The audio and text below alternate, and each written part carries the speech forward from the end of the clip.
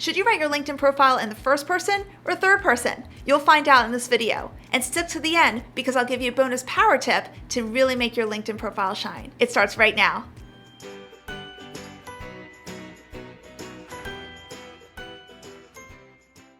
Hey, I'm Brooke Miles and welcome back to another video where I teach you how to outshine your competitors on social media. The question of first person versus third person typically comes up when you're writing the about section, formerly called the summary, of your profile, or the experience section of your profile. Should you refer to yourself as I or he/she? There are two schools of thought. Most LinkedIn experts recommend the first person, whether you're using your profile to market your business or find a job, and I fall into the first person camp. However, a few experts recommend the third person, and in this video, I'm going to give you arguments for both sides, but if we're going to be real, I'm going to try to push you towards the first person.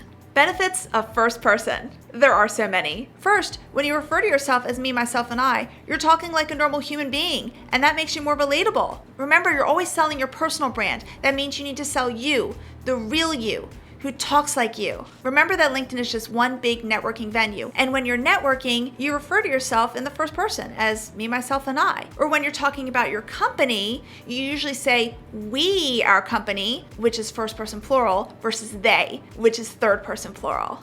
Another reason to write in the first person is that it allows you to write from your vantage point. And I know that sounds totally circular, so let me explain this. You can tell people from a first-hand account the value that you believe that you bring to the table. What is the mission of your career? What do you see that you do better than anyone else? When you write from your own vantage point, it just makes everything more personal and it draws people in more. Also, when you refer to yourself as me, myself, and I, people will naturally assume that you wrote your own profile and didn't outsource it. Because who in the world would talk about themselves in the third person? Hey, real quick. If you're liking this video so far and want to see more of my tips and strategies to help you rock it on LinkedIn and other social media, be sure to hit the subscribe button and the notifications bell so you always know when I upload a new video. Thanks.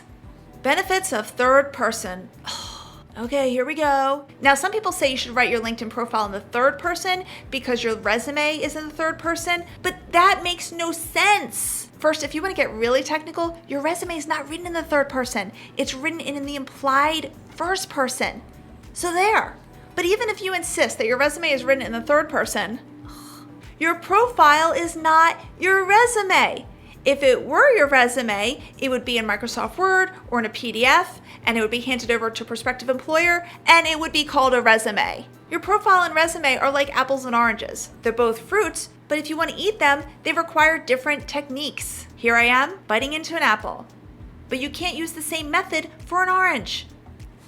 One reason people argue for writing in the third person is that it is a bit challenging to write about yourself in the first person without using I all the time, like I did this and I did that, I. And I get that, but you can make it work. Here's an example of how I described one of my previous jobs at a marketing agency that I have listed in my profile. My primary role was to market our marketing company. Talk about Uber marketing. I developed growth strategies for our firm, supported our clients' social media platforms, wrote e-blasts, developed sales training seminars, occasionally did some copywriting, and networked like there was no tomorrow. Sometimes I'd even break for lunch. Yes, I do have a little bit of humor in my profile, but that's my voice. To help you out a little more with this, I'm including a link in the description of this video, which goes to my LinkedIn profile, so you can see how I use the first person throughout my profile without saying I. Another reason some people give for writing in the third person rather than the first person is that it just makes you look more important and accomplished. I think it borders on pompous and narcissistic. I think you see where I'm going with this. Write in the first person. Let's get to our power tip.